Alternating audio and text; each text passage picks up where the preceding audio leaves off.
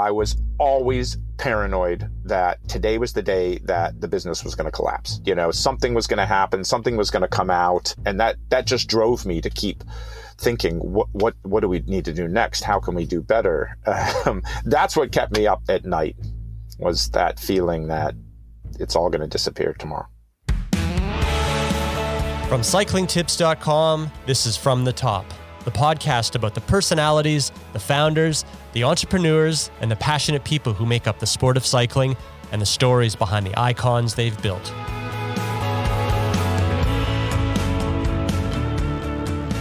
I'm Wade Wallace, and on today's show, we'll be talking about how someone working as a Swiss banker created the Sufferfest indoor training app and was one of the pioneers of the indoor training industry.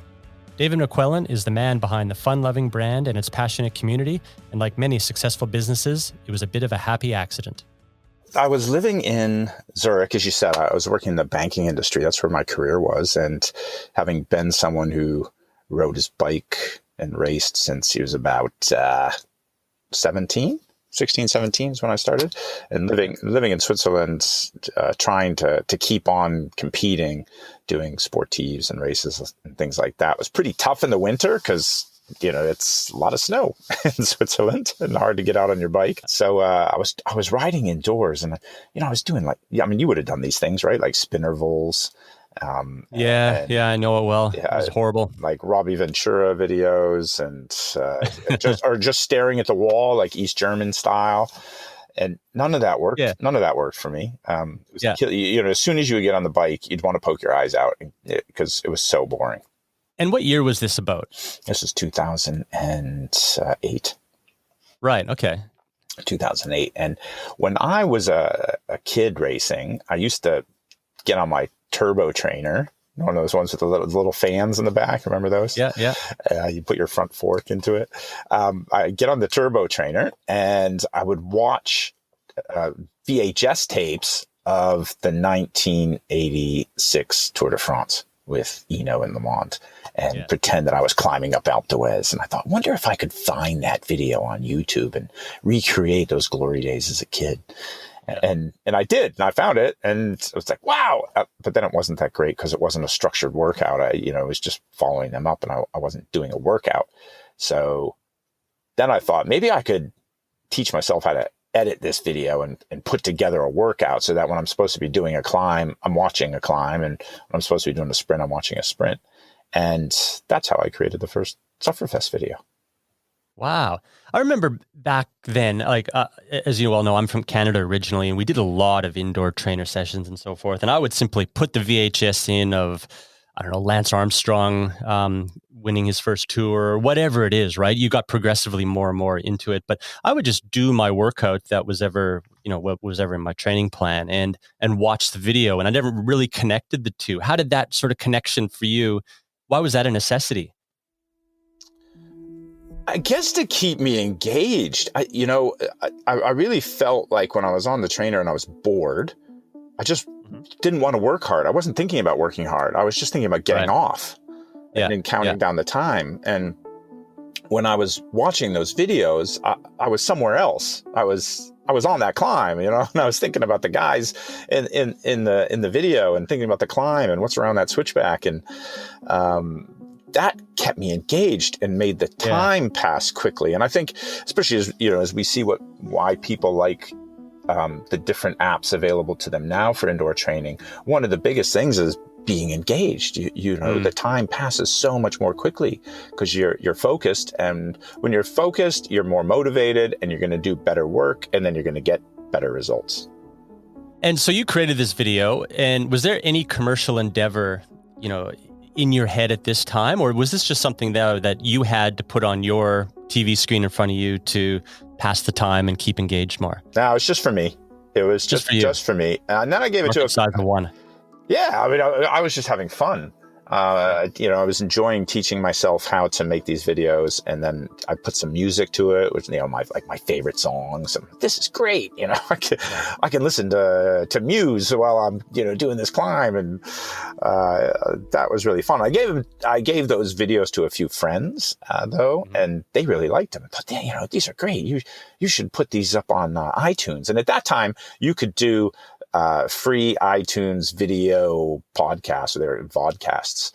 Okay. And so I put them up on iTunes. I put, I think 3 or 4, maybe there was 5 of these Sufferfest sessions. They were all numbers: Sufferfest 1, Sufferfest 2. I'm sure there's still a few people out there who've got these old bootlegs.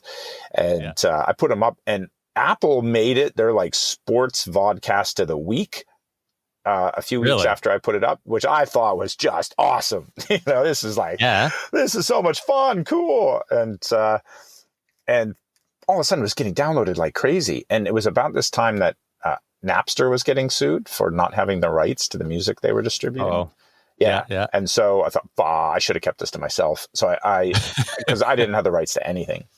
Yeah. And I took everything down, and that was supposed to be the end of it, because I had other stuff to do. We had a new baby, and I had a very busy job. So I was supposed to be done, but I started getting all these emails from people saying, "What'd you do with my vodcast? Where are those Sufferfests?" And I told them, "Look, it was just a joke. It was for fun. Go find something else to do." And they wouldn't leave me alone. So I thought, well, maybe I can actually get the rights. I have no idea how to do that, and I don't even know how to make these videos so that they actually look good. But this would be a fun thing to do in the evenings when my family's asleep and I'm a little bored. And that's how I ended up reaching out to the UCI and to ASO, who own the Tour de France, as you of course know, and asked them whether I could have rights to their races. And how did that go? What was the response by them?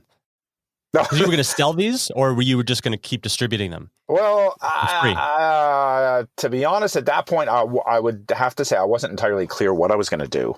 I reckon I thought maybe I could sell the things, but when I first approached UCI and ASO, I had no idea how to sell them or what I was going to charge or even how to make the videos. I was just kind of experimenting. And at that point, I didn't realize, and this is the benefit of being an outsider coming into an industry, I didn't realize you're not supposed to call ASO and just say, "Can I have the rights to the Tour de France?" But I did that, and I did that with the UCI. And to their credit, neither of them hung up on me. They didn't quite know what to do about it, though, because they weren't used to licensing the kinds of rights I wanted. I didn't want the full Tour de France to broadcast to a nation, which is how ASO sells their rights. I wanted 3 minutes of this stage, 4 minutes of that stage from these different years. And I was going to put them together in a video that wasn't going to tell the story of the race. It was going to tell the story of a workout. And just use the footage to illustrate that workout. And it took a while for them to get their head around it. I had to make trips to the UCI. ASO we just dealt with on the phone and by email. But it took about 9 months because we effectively created a new rights category. And you just completely stopped at this point distributing these for free or anything until you got that worked out. Is that right? That's right. Yeah, it wasn't until October 2009 that September 2009 that the very first Sufferfest video came out, and that was called The Downward Spiral. And it featured footage from Paris-Roubaix, and it also featured footage from CyclingTips. I remember some Glenvale Criterium or something like that. I think it was, wasn't it? Yeah, that's right. As I was trying to figure out how to put these videos together, I knew I was using Paris-Roubaix footage for the intervals, but I needed something for the recoveries, and I didn't want to use. You use mine for the recoveries? Yeah. I was going hard. I needed something for the recoveries, and I'm looking, and I found this onboard camera footage from this guy in Australia racing around some criterium circuit. Thought that looks cool. Going as hard as he could. I could use that. And so I got in touch with this guy named Wade Wallace and asked him if I could use his footage. And it turned out you were starting CyclingTips at pretty much the same time. I think it's pretty interesting that we've been on pretty parallel paths, and we met just as both of our companies were starting. And you graciously allowed me to use that footage without really realizing what you were getting into, I suppose. Well, no, Yeah, it was just footage to me. It wasn't an asset, so to speak, like UCI or ASO would have had. So, yeah. And so once this all came out, Downward Spiral, was that what now? Was this a commercial opportunity bubbling in your head, or how did you start to distribute this first off? Well, I figured out a way to sell them online. I found a platform that I could sell these videos. I had made a deal with ASO and UCI, who I would release a video from later on, several months later, where they would get a percentage of sales. But it was still just a hobby. I remember meeting with the UCI, and they asked, "Well, how many of these things do you think you're going to sell?" And I thought, "Well, I don't know. Just doing this in my spare time and for fun. Maybe I'll sell a total of 1,000 videos over the next few years." Uh-huh. And they thought, "Oh, yeah, all right, this guy isn't going to hurt anybody, and it's not going to change our life. So, go ahead." And I remember setting up this ding that every time a sale came in, my email would ding because I was getting this notification from the sales platform. And when the first ding came, I thought, "Oh my God, someone bought it." Wow. Yeah. That's awesome. And I remember, we talking to Claire, I'm like, "Wow, I sold enough videos that we can buy our Friday night pizza." And then, wow, we sold enough videos we could buy our groceries for the week. Wow, we just sold enough that we can pay our mortgage. It was just growing and growing. But it took me a while to realize that this was a business and not just a hobby I was doing for fun, because I was having a great time designing clothes and picking music and watching bike races and probably above all, interacting with people about the Sufferfest. And that's sort of where the community started. Yeah. But it wasn't until the very end of 2012 that I quit my job. By this time I was living in Singapore, and was part of the management team of a bank there. And we moved to Australia to focus fully on the Sufferfest.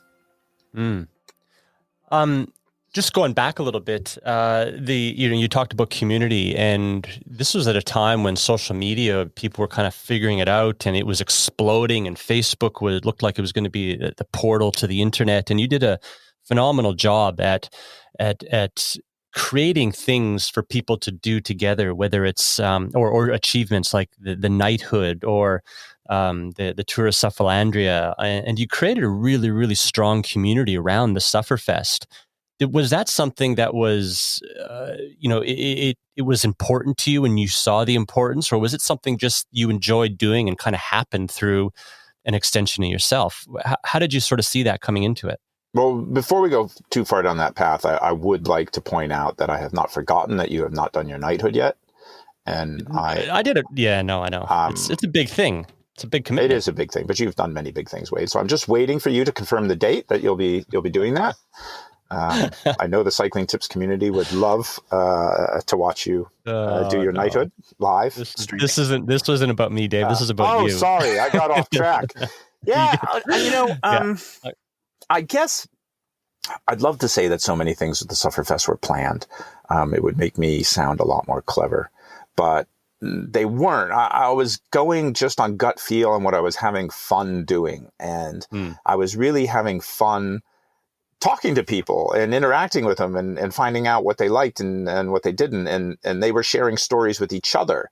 And even the name, like Sufferlandria is a concept, right? Our nation at the Sufferfest came about because I was making a video called Local Hero. And that was going to be the story of a Sufferfest rider being invited to the World Championships. And of course, if you're at the World Championships, you're representing a nation. And I didn't know what to call that nation. And so, I reached out to our Facebook group and they came up with Sufferflandrian, like Flandrians from Belgium. And thought, well, that's a bit awkward, but Sufferlandrian could work.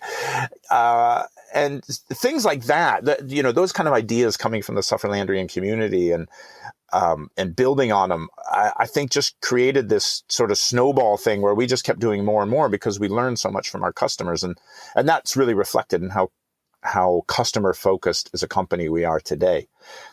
Things like Knighthood was a guy in the UK who just decided to do, at the time, all of our videos back to back, which was 6. And he did that. And when I was writing up the story, I needed to say he accomplished something other than just writing 6 videos. So we came up with the idea of, wow, that's a Sufferlandrian knighthood. And the Tour of Sufferlandria was a way to take people on a journey and make them feel like they were doing a grand tour of our nation, because all, you know, France and Italy and Spain, they've all got their grand tours. Well, Sufferlandria has to have one. And so it was really just fun, and it's still really fun. As we've gotten bigger, it's become a little bit more structured because there's so many pieces now. There's fan groups for Sufferfest, and there's groups I'm not allowed in. There's one called the Women of Sufferlandria, which is a fan group, but they won't let me in it because I'm not a woman. Fair enough.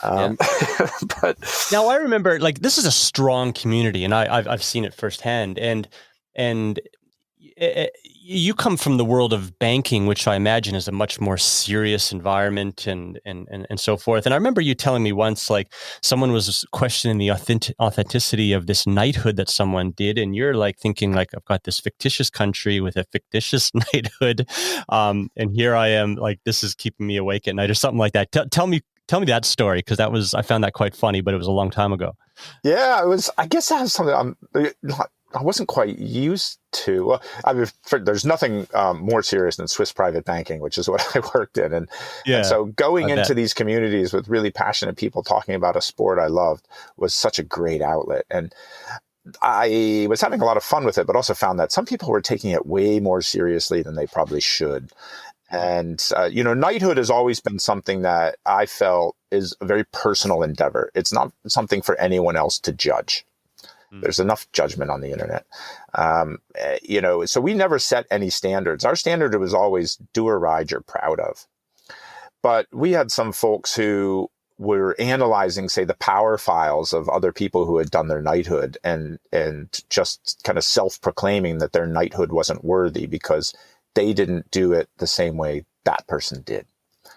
And it was at that point that I realized, wow, there's some folks who are just, they're losing sight of what this is really about, which is, for me, our mission is to help people feel proud of themselves. And so whatever it takes to feel proud of yourself is something that we back. We're not into setting standards, and we had to get real clear with our community about that. Most of whom were totally on board, but there were a few that felt like, well, this isn't for me. I want something more serious and, I guess more in line with their own vision of themselves. And we just wanted to keep it fun and engaging and supportive. And I think you see that in our communities, like in the Tour of Sufferlandria, which we've been running since 2013. I think in that time, I've had to publicly remove comments maybe 3 times and ask 2 people to leave the community, because we will not tolerate harassment, bullying, really anything that is not positive and supportive. And and imagine it's community moderated as well. Absolutely. Yeah. The one thing I've always admired about you, Dave, is that you do have this absolute fun-loving, good-natured, very positive attitude and so forth. But you also do have you're a very clever business person. And I know the transition between a downloadable video style of business model, like an owned video, versus a subscription model, was something that you would have known you had to migrate to. Tell me about that process and the thoughts about going towards that. I know you had a lot of fallout and a lot of pushback from the community as well doing that. Talk about that and that timeline and where your head was at. That was really hard. That was really hard to do. So we were a media company, right? So we would make videos and put them up, and people would download them as MP4 files. And they would own it. And that was great. Every time we put out a video, boom, we'd get this big influx of cash, which was really nice. And our rights holders liked that because they made money on it. We liked it because it gave us more money to grow as a business. And the industry was changing really from 2013 onwards. Trainer Road was already out. There were a few other apps that were out that were moving to this kind of subscription-based economy. And we were lagging behind a bit there. And I realized that we had to change or we were going to die. We could not keep making downloadable videos. We had to move to a subscription model. Now, we were lucky enough that the co-founder of Trainer Road, Reed Weber, had left that company. And I knew Reed from our interactions with TR. So we scooped Reed up pretty quickly and asked him to help us build an app. And he's currently our chief technology officer. So, everything you see with our app is really thanks to Reed and our app development team. Moving that way required a big shift in business model in terms of how we thought about ourselves. So we were no longer a media company. Now we were a technology company with a subscription revenue, not just downloads. That meant hiring new kinds of people. It meant pricing in a different way. It meant creating things that would keep people around and subscribing month on month. It meant transitioning our community from one where people would download and own a Sufferfest to one where they effectively were renting their relationship with the Sufferfest. And when we first moved to that, we released some of our new videos and we released them only in the app. That created a much bigger backlash than I expected. Really? We got a lot of angry people who felt that we should have stayed as a media company and wanted their videos to own. And I tried, I was really personally involved in all the forums and reaching out to folks and just trying to explain that, look, if we stayed that way, we'd be dead. We could not. Why did you think you'd be dead? Why not just continue along the lines of making more and selling more? What sort of signified or where did you see that? Well, that end game? If we had stayed that way, we would only have ever been able to fund making more cycling videos. And we wouldn't have been able to add all the stuff that we have today, right? With strength training and yoga. I couldn't have brought the sports science into our platform the way it is today. Yeah. And so if we just had our videos, folks would have likely got tired of that. And, with all the subscription platforms out there, it would have been hard for folks to justify spending, $20 on a Sufferfest video and then also on their subscription. I felt like we couldn't give them enough value to survive as a company. Yeah. So getting our community over took some work. One of the things that folks wanted was a free subscription to the Sufferfest app. Because they would say, look, I bought 10 of your videos and I spent all this money and now you've got this app. Well, I should get the app for free. Yeah. And that was really hard. I think, in hindsight, I would have handled that a little bit differently. Today, I would have probably given those folks some kind of discount or trial for a longer period. I didn't do that. I felt that we had an app that really did justify the value and it was far more than the videos they bought. And plus, we didn't take the videos they bought away. They still had them. They could still use them. But I'm really proud of the way that we have now fully transitioned to a tech company and what we're capable of doing today. And I know that if we hadn't moved to a subscription, there's no way we could offer Sufferlandrians the full Sufferfest experience as it's known in our app today. Now, selling a video and downloading it and putting some credit card details in versus creating an app and recurring revenue and those back-end billing systems, like that would have taken a lot of technology and investment. Has this always been a self-funded, off your profits business, or did you have to look for external investment, or how has that worked for you? Like all self-funded. All self-funded. Because I had a job, the first several years of the Sufferfest, I didn't take any money out. We just left it in the business. So it just sat there. And when I quit banking and I needed to start taking a salary, I did that, but then started moving the cash that we'd accumulated into funding the growth of the business. Right. And over the years, there's certainly been a lot of times where I've thought, should we take investment in order to grow? But I quickly came to the realization that getting investors in was going to create a lifestyle for me that was not what I was looking for. I left banking because I wanted to be in control of my own destiny.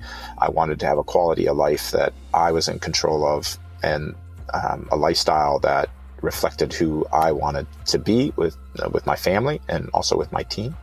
And I didn't want pressure from outside investors. So I decided that we are going to remain a self-funded company, or we'll get acquired, but we are not looking for investors. And I imagine you had, or maybe you didn't, but did you have sleepless nights of how you're going to make payroll, cash flow issues and all that? Or was this something that you've always been very diligent with, kept very close management on, and never had to worry about that side of things? Well, you're an entrepreneur too, right? So you know that, you probably know that quote from Andy Grove at Intel, only the paranoid survive. I would say we were really responsible financially. I never had to worry, let's say month to month, that we weren't going to make payroll, because we grew in a very controlled way that was based on, I would say, realistic forecasts of our growth. However, I was always paranoid that today was the day that the business was going to collapse. Right. That, something was going to happen, something was going to come out, people were going to leave, Sufferfest were just going to decide this wasn't what they wanted anymore. Always paranoid. And that just drove me to keep thinking, what do we need to do next? How can we do better? That's what kept me up at night, was that feeling that it's all going to disappear tomorrow. And maybe that's a good segue to talking about one of the biggest disruptors in the indoor training arena is Zwift. And when they came on, and to see what they were doing and the investment they had behind them, what were your initial thoughts to that, and how did you react from a business sense? Yeah, when they first came out, I was like, whoa, wow, that's pretty cool. I guess when they first came out, I didn't realize just how big they were going to be, but I immediately recognized Zwift as a really interesting, compelling platform that was going to change the landscape. And that, I guess there's two things you can do there, right? One is you can just say, well, we're going to keep doing what we do now, and we're going to hope we last for a while. Or you can reinvent yourself to face that new competition. And that's what I did. And that's what we've always done at the Sufferfest, is reinvent ourselves. And that was the moment where we really started thinking, okay, now, how do we continue to remain relevant in the lives of endurance athletes and Sufferlandrians? What else do we have to be awesome at so that people will still subscribe to the Sufferfest, either as their primary subscription or as a complementary subscription to Zwift? And I think that's a really strong point. I always saw a very mature realization from you that we're not competing against Zwift. We have to do something different. And the fact that Zwift is actually an opportunity that they're going to grow the pie for us. You always took that stance, which I always thought was really both mature and clever.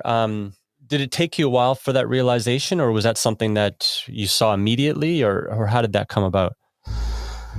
I probably didn't see it immediately. I'd love to say I did. It would have come quite quickly, though, but not immediately. I was probably quite worried about them at first, but there's no point in just being worried and gnashing your teeth. You've got to figure out what to do. And thought, well, we can't compete with the game they're building, so we've got to find a new way to compete. And what's that going to be? Well, it's going to be by being the most comprehensive solution. It's not just about getting on and joining a virtual group ride. It's going to be about the best sport science for the most effective workouts you can possibly get. It's going to be about cross-training.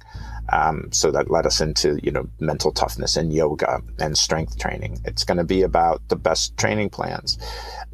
This is about the time where we we doubled down with Neil Henderson, our coach, and brought him in more fully, and brought his team in with Matt Casson, our physiologist, and really said, we're focusing on sports science, so that every second you spend with the Sufferfest is going to give you a greater return than anywhere else.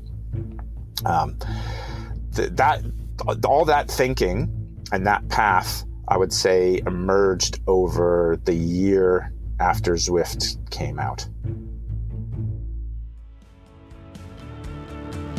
Hey folks, I'm Wade Wallace, the founder of CyclingTips.com. Content like this is enabled by the support of Velo Club, our membership program that brings in our listeners to support what we do with their membership dollars. Not only does it help us fund content like this, but you also get loads of benefits such as our annual premium magazine, access to forums that allows you to engage with our editors and other members, industry discounts, exclusive content, and access to our annual Velo Club Summit, which in 2020 will be going to the Taiwan KOM. If you enjoy what we do, please consider joining in our mission to bring you the best and most comprehensive cycling content in the world, so we can do that for you. It funds this podcast, and now it's funding our coverage of women's cycling, which is incredibly important to us. Just head over to CyclingTips.com/sign-up to become a member and to become an important part of what we do. Now, back to this episode of From the Top. Do you have any business mentors, or is this something that you just feel like you're figuring out on your own, or is your team very collaborative in this? Or how do you get inspiration, your ideas, your external sort of ways of thinking? Yeah, I've got a couple business mentors that I talk to from time to time, but not in any real depth. What we've done is largely internal, based on my own thinking, together with the thinking from my team, especially over the last several years as we've gotten bigger, and we've brought on more skills with our COO Aaron Johnson, and like I mentioned, Reed and Neil and Dylan and marketing. As we've brought these folks on, and they put their brains to work, it's an incredibly collaborative experience now, which I get a lot of joy out of, and the ideas coming out of the team are just awesome. I'm having so much fun with our sports scientists and our developers, and of course still on the marketing side, we really enjoy coming up with pretty playful campaigns. And in the videos themselves, I did all of those myself for a really long time. Yeah. And editing and everything. Yeah. Yeah. And it's because I love it. To me, it's my art.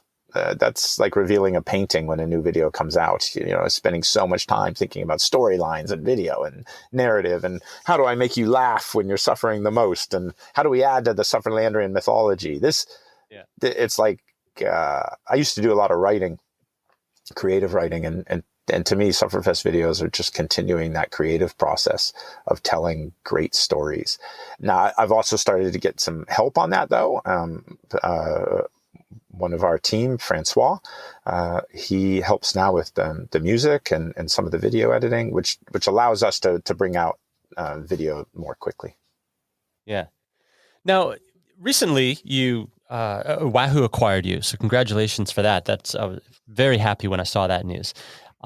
You had other potential suitors in the past as well that I remember us talking about. Can you talk about what happened there, why they weren't right, and why Wahoo was right? Well, culture, really. Yeah, we've been approached in the past to be acquired, and that started as this trend, which you're seeing now, which is ecosystems of hardware and software. The most visible of which is Peloton, began to rise, and the hardware companies saw that happening, probably a little bit before we did, and began approaching us. But there was just never, I don't know, we're just so particular in Sufferlandria about our culture and how customer focused we are, and how we work, and how we reinvent ourselves in the face of adversity, the breadth of our thinking, our ambition, and we just weren't quite finding the right match. Yeah. And I suppose that also maybe on the other side as well, they would have seen that, wow, okay, these guys are a little bit special. So, but Wahoo was absolutely the perfect match. Just the other day, their CFO was saying, like, we're long lost brothers who have found each other. We just fit so well together. I think you could take anybody from Wahoo and put them in the Sufferfest team, or vice versa, and they would know what to do. Yeah. I was going to ask too. I remember at one time you guys were really looking at getting into the gym space, like doing possibly a Sufferfest, whether it's gym network or licensing to gyms and stuff. Do you guys still license to gyms? And is that space something that you still feel is opportunity in, or is that something that you're not interested in anymore? Yeah, boy, the group fitness space. Holy cow, have we learned a lot there. So, we originally had the idea that, wow, we've got these great Sufferfest videos, and they're awesome, and they would be great in spin classes, because now the instructor would have something to show everybody, and the class wouldn't have to imagine climbing a hill. They could actually be watching themselves, chasing Alberto Contador up a climb in the Vuelta. Isn't that awesome? So we started licensing our videos out to gyms, and it has been a real learning experience for us. Let's just say, one of the key learnings: fitness enthusiasts who go to spin classes are not the same kinds of people who are endurance athletes. Endurance athletes, they want structured workouts. They want to work hard. They don't need an instructor motivating them. They're largely self-motivated. And the idea of suffering is something that appeals to them. Whereas fitness enthusiasts, they are not in that spin class to suffer.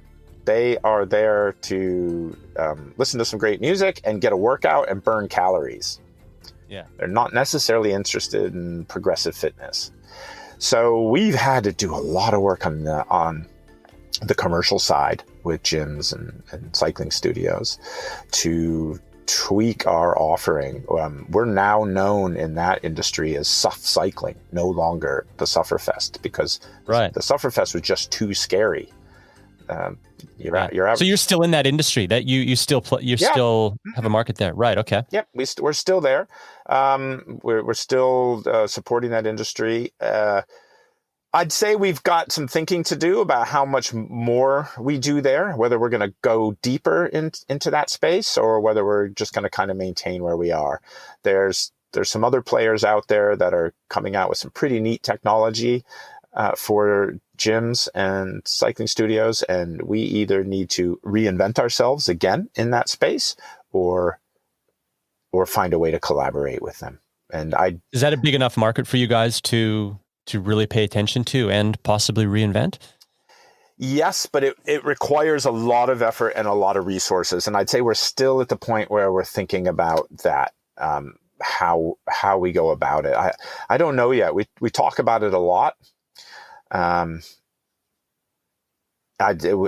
haven't made a decision yet. It's still unclear. It's an industry that's changing pretty rapidly too. So, and these are the things where it gets interesting running a business like this, because we're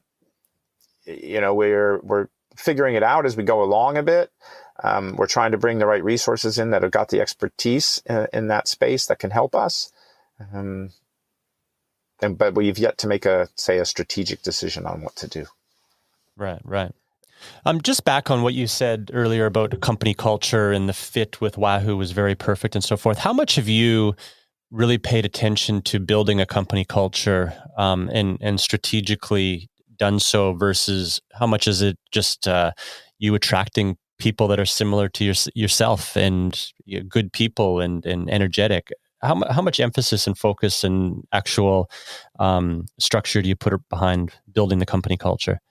Well, the latter is really important. Hiring people who share our beliefs.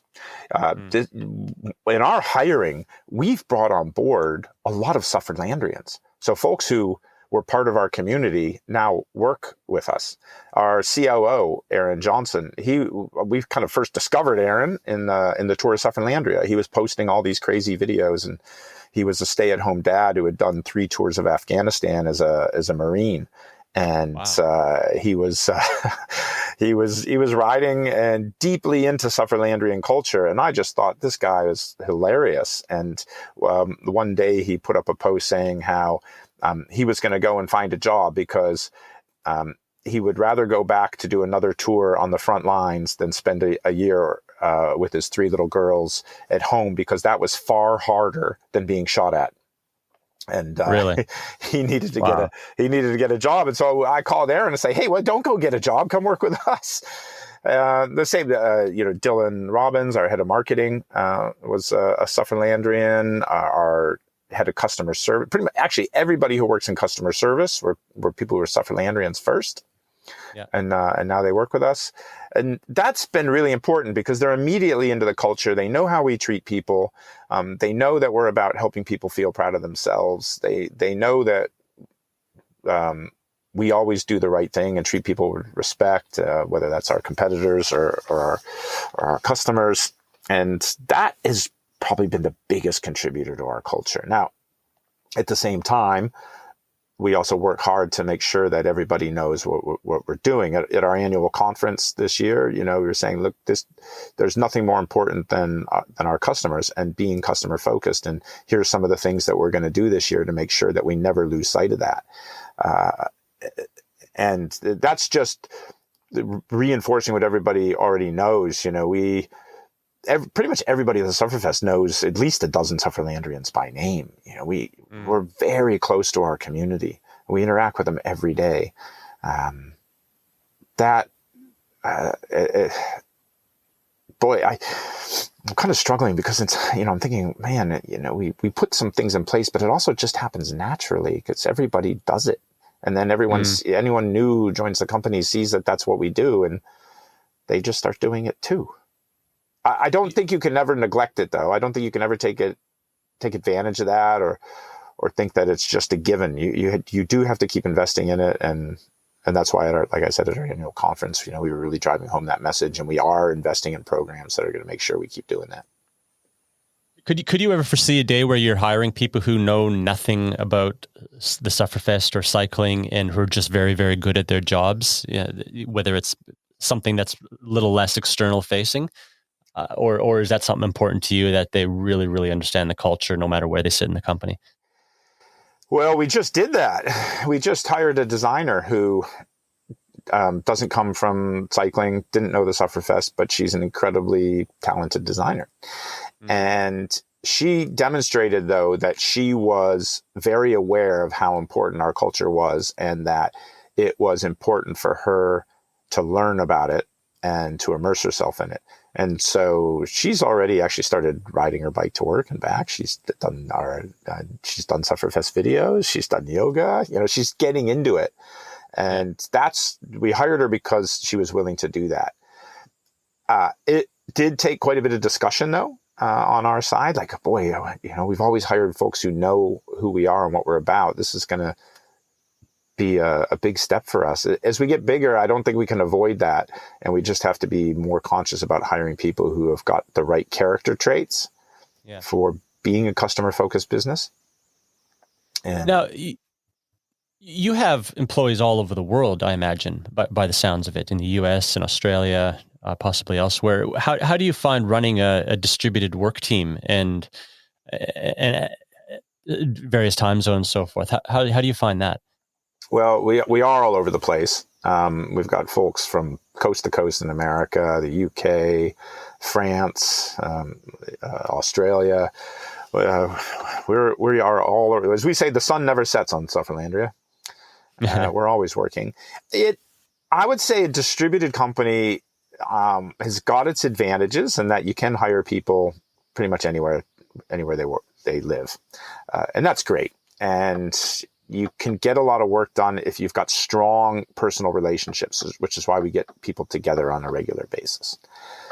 However, I also feel pretty strongly that you get better work done when you are with people in the same physical space. Mm. And I think there's a bit of a myth about the distributed company being completely ideal, and that's not what I found. So we are consolidating our team.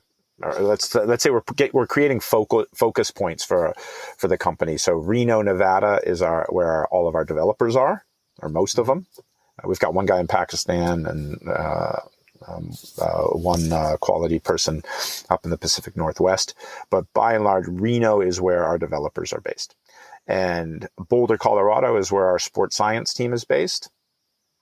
And Hobart, Tasmania is where our creative team is based. So marketing and experience design and myself. So those are the three sort of focal points. And that's where we want to continue to hire more. If we find the right people remotely, then we'll bring them on board. But we really want folks in those three towns. Right. I feel like we can get better work done like that. Yeah. I know what you're saying. What would you say to someone who sees a problem in something that they love to do and they thought about creating a business?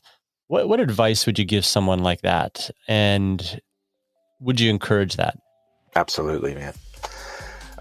Absolutely. I see folks like that all the time. And I'm sure people who are listening right now, you're sitting there and you're thinking, I've got an idea for something, but you're not doing it because you don't know how to get started, or you don't have confidence in your ability to pull it off. And while I'm only one story, I wouldn't say I'm really unique in any capability other than I just decided, well, why not? I've got nothing to lose. Let me just try this. If it's not me, it'll be someone else. So let's just go and have fun. And I didn't know how to run a business or edit video or get rights or create a subscription business or really anything about yoga. But we've done it. And I think if you had told me back in 2009, when I really started doing the Sufferfest, what I was going to have built by 2019, I would have stopped right then, because I would have thought there's no way I'm capable of creating that. There's no way I'm... Intimidating. Yeah, yes. It'd be terrifying. But now it all just seems supernatural because it's evolved over time. And anyone who's got an idea that they think solves a problem that someone else isn't solving already, and go for it. What do you got to lose? Just try. You don't need to make the next Google.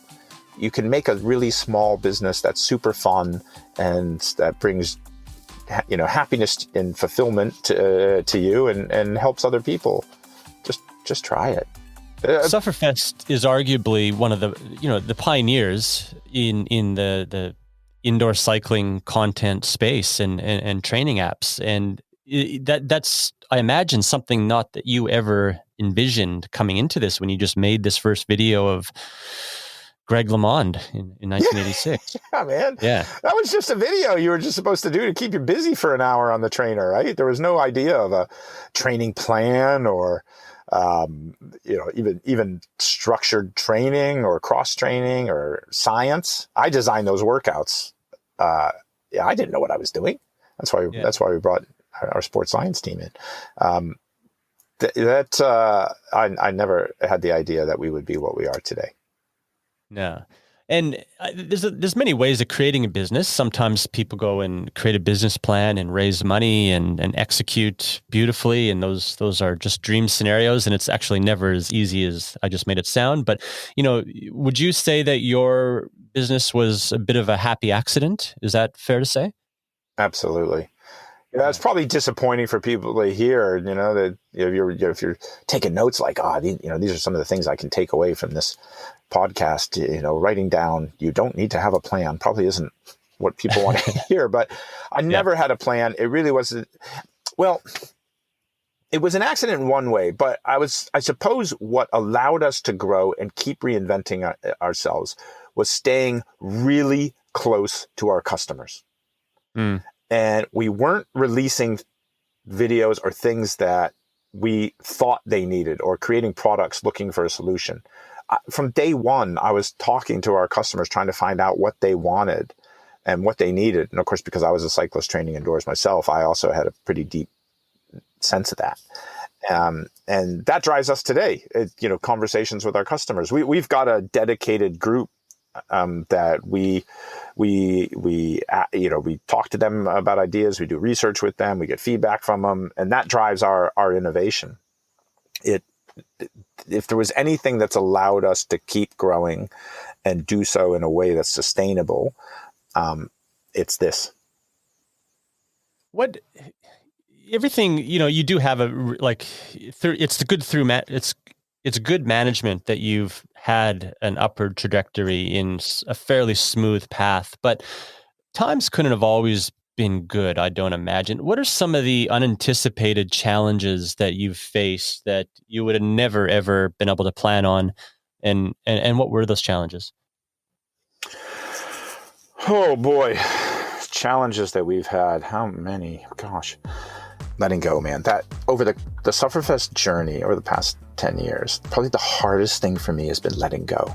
Because when you start your company, and I was doing everything, making videos, customer service, marketing, dealing with rights holders, handling shipping orders. I used to pack clothes and envelopes myself and handwrite notes. When you do that, you think no one else is going to care about my customers as much as me. And I can't risk my business by letting someone else do that. You probably had that with CyclingTips, where the first time you ever asked someone else to write an article, you were probably freaking about whether it was going to be good enough. Absolutely. And the first person I ever hired at the Sufferfest was someone in customer service to help part-time. And I was a nervous wreck. That was probably even harder than going to a subscription model, because that was letting someone else take care of my customers. Oh my, that's like letting someone take care of my babies, Letting go was really hard. And then bringing someone on to help with marketing and to help. Well, external communication would also be hard for you. Like public communication is in marketing messages. I did all the social media. I mean, no one else can do that.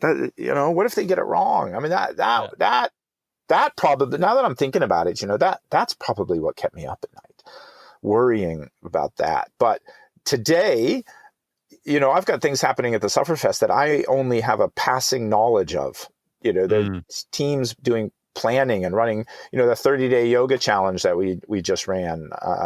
That's something I had almost nothing to do with. We've got a team that's running that and doing an amazing job. And what you learn when you let go is there are people who can do a far better job than you, and you should let them do it. So you can't do everything. You can't do everything. And I've always said hire people better than me, because why hire them otherwise, right? And there's lots of people better. Yeah. I think I'm pretty aware of my limitations and have worked hard to hire folks who are going to do that better job. I still probably meddle in too many things and get distracted, but I'm getting better at that. Do you ever have the, hey, I got nothing to do today, I'm kind of bored, let's wind up all my employees because I'm not doing anything, they must not be either? Do you ever have that, or are you quite disciplined in like, wow, I got a day off, this is great? I find it really hard to unplug and get away from it. And if I'm bored, then you can bet that I start poking around it. So, and the team would know that. So I'm sure they're probably happier when I'm fully engaged in stuff.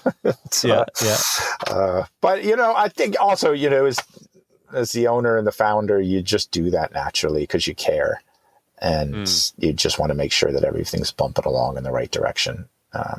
And I have got better. We've gotten a lot more structured in our planning. I'd say that's a big change that we've got as we've got bigger, is we're now really structured in how we plan our work and how we execute on that. And I've been told in no uncertain terms by my team that if this is what we're planning this quarter, there's no new stuff allowed. And so I'm trying to be good, but I've got a lot of ideas, Wade. What's the most satisfying thing about taking a step back and looking about something you built literally from nothing? Seeing how it's affected the lives of other people. For me, stepping back means turning around and facing our customers and looking at their comments in our different forums and reading their stories about how it's changed their life. whether that's the mental training program or, the training they've been doing on the bike, or how they've suddenly picked up strength training. And then seeing how they treat other Sufferlandrians and support them. That's awesome. That I feel like, okay, I've done my job. That's great. And that is super satisfying. That's probably way more satisfying than releasing new product or anything. Seeing Sufferlandrians treat other Sufferlandrians and encouraging them to achieve their goals and help them feel proud of themselves. That's awesome. Do you see anything coming up that this is going to be big? This is going to be a big challenge. Is there anything you could talk about that you foresee? Yeah, well, absolutely. One is the rise of ecosystems. So this integration between hardware and software. And that's something I saw a couple of years ago when we first started to get approached by hardware manufacturers. Like, whoa, and Peloton was making noise. You could just see that a company that could pull hardware and software together was really going to create a platform that would add huge value for customers and be pretty hard to leave.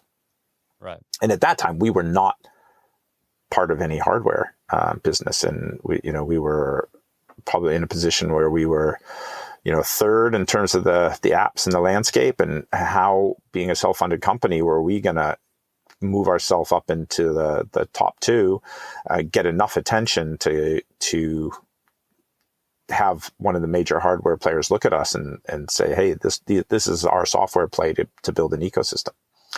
Now that we're part of Wahoo, we're incredibly well positioned to build a powerful ecosystem with the portfolio hardware that they got. I'm super excited about that. That's going to be a challenge, though, because there's a lot of folks out there who want to create the dominant ecosystem. And, for a long time, I was really worried about what was going to happen if we did not become part of an ecosystem. Because I don't believe that small apps are going to be able to survive outside the ecosystems.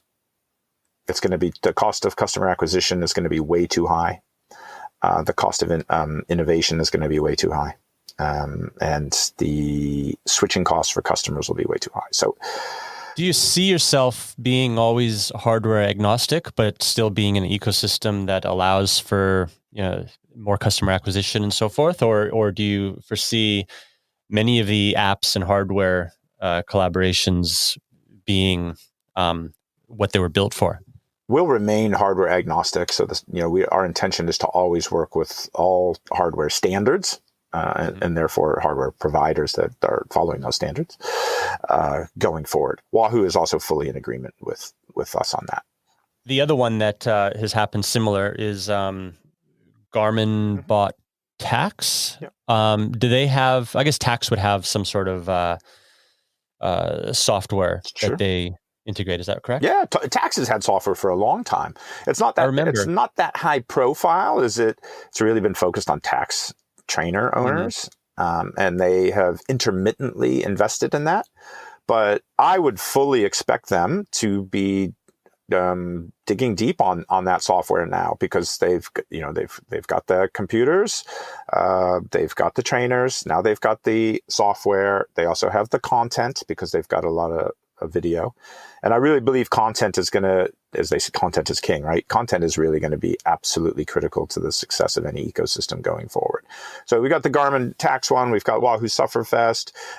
You also see stages emerging. They're investing. They've released a head unit now. They've got some content. They've got bikes. They released a smart bike for home. That's interesting. Wattbike hasn't made any major content moves yet, but they've got some interesting hardware. Zwift, of course, they can't be long before they acquire someone or come out with something of their own. Yeah, absolutely. So you can see these ecosystems starting. So what's really going to make them successful is how well does the whole achieve greater value than the individual parts, right? And so while the Sufferfest, working with Wahoo, we'll create some things that really achieve, that are really special with Wahoo products, and that you can probably only do with Wahoo products, will still support hardware standards across the board. And I expect every other ecosystem to do that too, because you don't want to alienate. You don't want to tell someone that they can't subscribe to your platform because they're using someone else's heart rate monitor, for example. Yeah. How much do you put down to the success of the Sufferfest to luck? How much to hard work and how much to skill? Have you ever thought about that? Luck. I would discount luck, because I think, luck, as they say, luck favors the prepared. I don't think we've been lucky. We've really had to work hard and scramble at those points where I felt our business was at risk. We weren't lucky to get through to those things. We had to take tough decisions and make it happen. So I guess our skill and decision making helped us there. But the biggest thing, you said like hard work.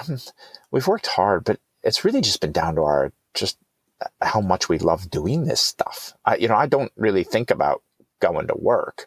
Yeah. I just love doing this. I love making new things. I love seeing the Sufferfest team coming up with stuff and bringing it to market. I love working with really creative partners like Abby Carver at Yoga 15. So like today we're releasing 5 new videos from Abby of like super basic yoga sessions, right? Like 15 minutes of just learning the basics. So we have 5 new videos. That's come directly as feedback from our customers who are saying, hey, some of these routines are just a bit too tough for me because I've never done yoga before in my life and I can't touch my toes. So working with Abby, we've got 5 new sessions, and that's all just been passion and hard work and staying close to our customers. And that's it. There's no luck in that. That's just wanting to do the best you can and trying to make sure that it happens. The old cliche, if you love what you do, there's never another day of work. It's very true, isn't it? Yeah, of course. There's still stuff I can't stand doing, right? Like I hate admin. I hate putting presentations together because I got scarred from doing that in my consulting days. Yeah. Going through due diligence with Wahoo was really tough. There's stuff I don't like doing, but as much as I can, I try and get other people to do that stuff now. Yeah. I focus on what I'm really good at, or at least what I think I'm really good at, which is the more of the creative side and content creation and the strategy for where we're going forward. And how does the business, Dave McQuillan, look at other businesses now? How has your perspective changed on when you look at another business and say, that is a good business, that's not such a good business? Now that you have seen firsthand how difficult it is to build a business and the efficiencies of trying to make a profit, for example, how does it affect, or how does it change the way you look at other businesses? I'm far more appreciative of what it takes to do that. The creativity, the energy, the leadership. When I see businesses now, I'm often thinking, wow, how did they get that idea? And what did it take? I try and think through their journey. I really am much more sensitive to the fact that there's human beings who devoted their time and energy and creativity to bring this to life. And I think that's something a lot of folks forget when they criticize companies or, maybe get nasty on the socials about what companies should or shouldn't be doing. They forget that, look, there's people who really care, who are working really hard and trying their best. I'm just a lot more in tune to that, I think, than I ever was before. And thanks to David McQuillan, the founder of the Sufferfest. And if you ever want to know how many knighthoods David himself has completed, well, it's only 1. By the way he talked about it, I thought it would have been 10, but you can't fault him for that. He's a man who certainly knows his customers.